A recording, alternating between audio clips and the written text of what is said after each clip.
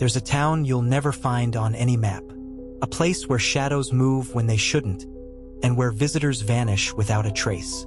Some say it's cursed, others whisper of something far worse, something that hungers.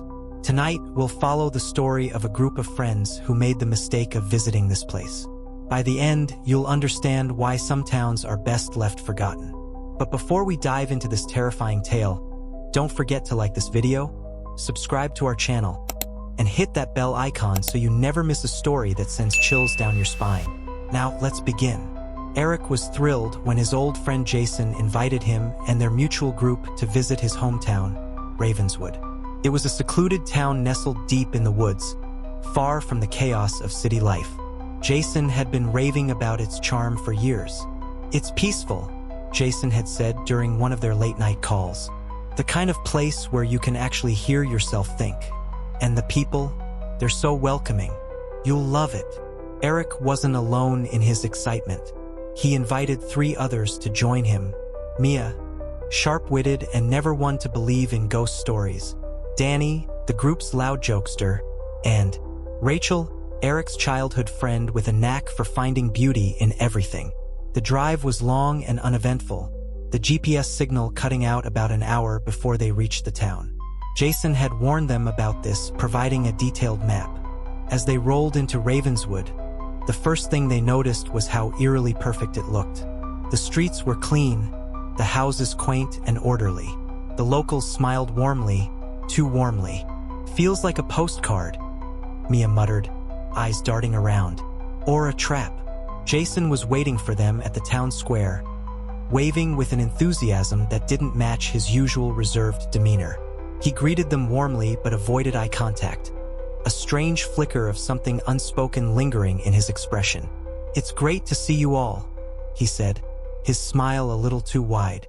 "You're going to love it here. Trust me." The first night was uneventful. They stayed in a cozy cabin Jason had arranged for them. The group chatted, drank, and laughed into the early hours of the morning. But as the night stretched on, strange things began to happen. Danny swore he saw someone standing outside the window, staring in. But when Eric checked, there was no one there. Mia heard faint whispers when she went to refill her drink, but brushed it off as the wind. Jason, on the other hand, seemed oddly detached. He spent most of the evening staring into the fireplace, as though lost in thought. The next morning, the town felt different. The streets were deserted, and the air was thick, almost suffocating. "Where is everyone?" Rachel asked, her voice breaking the uneasy silence. "Probably working or something," Jason replied, his tone flat. But as the day went on, it became clear something was very wrong. The first to go missing was Danny. He left the cabin to grab a late-night snack from the town's only diner and never came back. The group searched everywhere but found no trace of him. The locals were no help, their overly polite smiles hiding something sinister. The next night, Mia disappeared. She had gone outside to investigate strange noises near the cabin and vanished into the darkness. By the third day, only Eric and Rachel remained. Jason, their host, grew increasingly distant, muttering cryptic warnings about not questioning the town's ways. "We need to leave," Rachel whispered to Eric that night. "Something's wrong here." Danny and Mia didn't just leave, they were taken. But before they could pack their things, Rachel disappeared too. Eric followed the faint sounds of chanting, his every step weighted with dread. The night was unnaturally dark, the moon obscured by heavy clouds that seemed to throb with the same malevolent energy that hung in the air. The chanting grew louder as he approached the old church on the edge of town. Its towering steeple pierced the heavens like a black dagger, silhouetted against the faint glow of distant lightning. The door creaked as Eric pushed it open, the sound slicing through the stillness. The inside of the church was a macabre tableau of corruption. Stained glass windows, once vibrant depictions of saints, were cracked and smeared with a black ichor that pulsed as if alive. The pews were filled with the townsfolk, their faces unnervingly blank, their bodies rigid as though they were mere puppets awaiting their next command. At the center of the room stood Jason, encircled by the townspeople, his arms outstretched and his head tilted back. His mouth moved in rhythm with the chanting, but his eyes were wide and terrified, tears streaming down his cheeks. Around him, flickering symbols glowed on the floor, etched into the wood like scars, forming an intricate sigil that radiated an unearthly light. And then Eric saw it. The creature emerged from the shadows, its form too massive and chaotic for the human mind to fully comprehend. Its body was an ever-shifting mass of darkness and writhing tentacles, each limb tipped with jagged spines that seemed to pierce reality itself. Its skin shimmered like oil on water, reflecting impossible colors that made Eric's stomach churn. Where its face should have been was an abyss, a void that devoured light, pulling everything into its endless maw. But what terrified Eric most were its eyes, or what passed for them. They weren't eyes in the traditional sense, but swirling orbs of darkness filled with faint, flickering stars. Looking into them felt like staring into the end of time itself. Suspended above the creature were Eric's friends. Danny, Mia, and Rachel hung in midair, their bodies limp, their faces frozen in expressions of terror. Tendrils of dark energy extended from the creature's tentacles, piercing their chests and drawing out a faint, glowing mist, their life essence. The mist spiraled upward into the creature's gaping void, disappearing as it consumed their very being. The chanting rose to a fever pitch as the creature began to swell, its form becoming more defined, more real.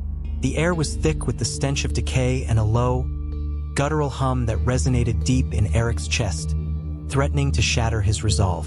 "Jason!" Eric screamed, his voice hoarse with desperation. Jason's head snapped toward him, his body jerking as though struggling against invisible chains.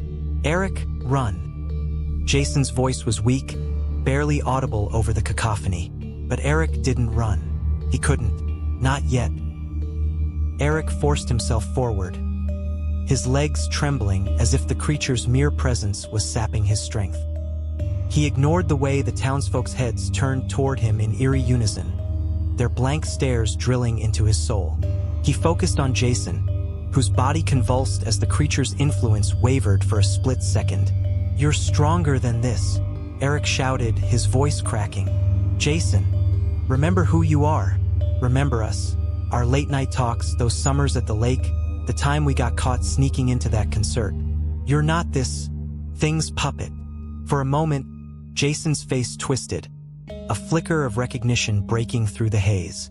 The creature roared, a sound that wasn't heard so much as felt, a deep vibration that rattled Eric's teeth and made his vision blur. Jason dropped to his knees, clutching his head. "It's in my mind. I can't stop it." "Yes, you can." Eric stepped closer, the oppressive force of the creature's presence threatening to crush him. "Fight it, Jason. It's using you, but you're stronger than it." The chanting faltered as Jason let out a guttural scream, the glowing sigil on the floor flickering and dimming. The creature thrashed violently, its tentacles lashing out in all directions, cracking the walls and shattering what remained of the stained glass. Jason's body jerked as though being torn in two. His voice broke through the chaos, desperate and raw. "Get out of here, Eric, while you still can." A tentacle lashed toward Eric, and he dove out of the way, rolling across the floor. He scrambled to his feet, his heart pounding as Jason rose to his feet, his eyes now blazing with defiance. "Go!"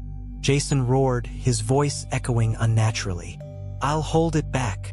The creature's attention shifted fully to Jason, its tentacles converging on him. Seizing the opportunity, Eric sprinted toward the door, dodging another whip-like tentacle that slammed into the ground behind him. The church trembled as Jason unleashed a primal scream, the glowing sigil exploding in a flash of blinding light. The creature howled, a deafening, otherworldly sound that made Eric's ears bleed as he burst through the church doors and into the night. Eric didn't stop running. The forest loomed ahead, a labyrinth of skeletal trees that seemed to reach for him with claw-like branches.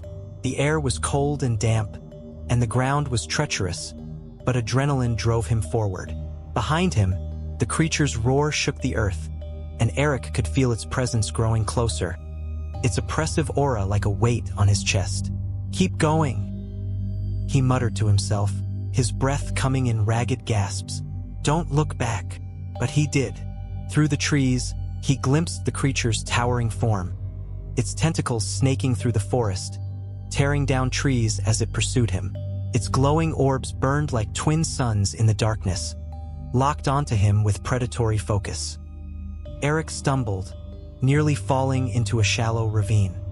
He scrambled up the other side, the sound of snapping branches and guttural growls growing louder. He could feel the creature's malevolent will clawing at his mind, whispering promises of despair and surrender. You can't have me, Eric screamed into the void, his voice hoarse. Ahead, he saw the faint glow of streetlights, the edge of the forest, the next town. Summoning every ounce of strength, he pushed himself forward, breaking through the tree-line and collapsing onto the pavement. The creature stopped just short of the forest's edge, its massive form shrinking back into the shadows. Couldn't leave Ravenswood. Not yet. Eric lay on the ground, gasping for air, his body trembling as the realization sank in. He had escaped, but at what cost? When Eric tried to tell his story, no one believed him. His friends were declared missing, presumed dead, and the authorities dismissed his account as the ramblings of a traumatized man. He tried to expose the truth, reaching out to journalists, researchers, anyone who would listen. But those who looked into Ravenswood either vanished or returned acting strangely, their eyes vacant, their smiles too wide. Eric soon realized the creature's reach extended beyond the town. It had agents, people it controlled, silencing anyone who got too close to the truth. But Eric wasn't going to stop. He began to prepare, gathering supplies, studying old texts, and learning everything he could about the creature. If no one else will stop it, he whispered to himself, then I will. Eric's final words in the video are a chilling promise. I'm going back to Ravenswood, and this time, I'm bringing the fight to it. Some stories don't end when the last page is turned. Some live on in whispers, in shadows, waiting for the next chapter to be written. If you ever find yourself near a town that feels too perfect, too quiet, keep driving, because some places are better left forgotten. Thank you for watching. Don't forget to like, subscribe, and share this video to support the channel. Until next time, stay curious and stay safe.